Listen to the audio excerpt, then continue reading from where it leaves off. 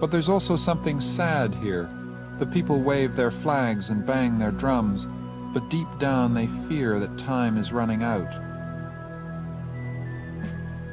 They fear the day when Catholics become a majority in Northern Ireland and Protestants cease to be masters in their own house.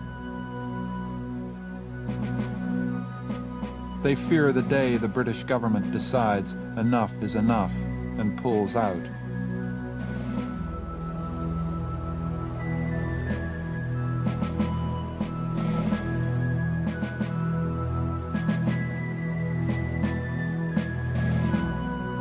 And what happens to a nationalism cut off from the mainland? It ceases to be a claim that must be honored. It becomes a caricature that can be disowned. That's the tragedy of loyalism. If they are abandoned, it won't be because they lacked loyalty, but because they were too loyal. Loyal to a past the British have left behind.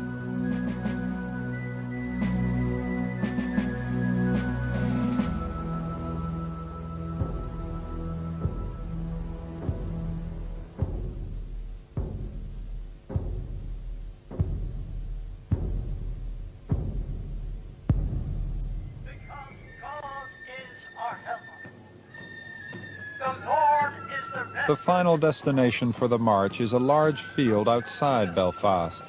It's meant to symbolize the battlefield at the Boyne, and that's exactly what it looks like, a battlefield after a battle.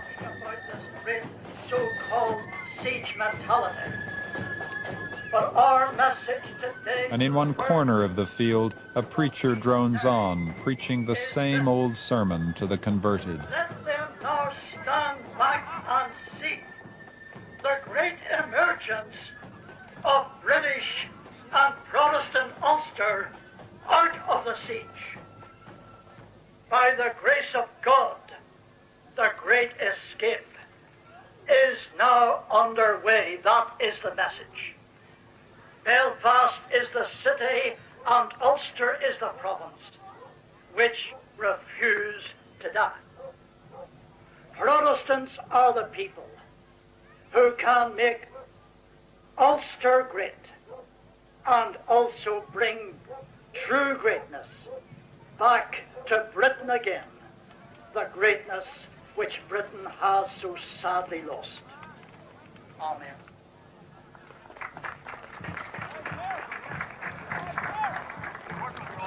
This field is where my journey ends. It's taken me from the safe and secure world of the nation-states I grew up in the era of the Cold War, to the dangerous world of the new nations being created by the gunmen and the warlords. And everywhere I've been, I've felt there's been a struggle between two conceptions of the nation, between those who are fighting for a nation that would be open to all, regardless of your race, your creed, your color, and your language, and those who are fighting for a nation only for their own. It's a conflict between an ethnic conception of a nation and a civic conception of a nation.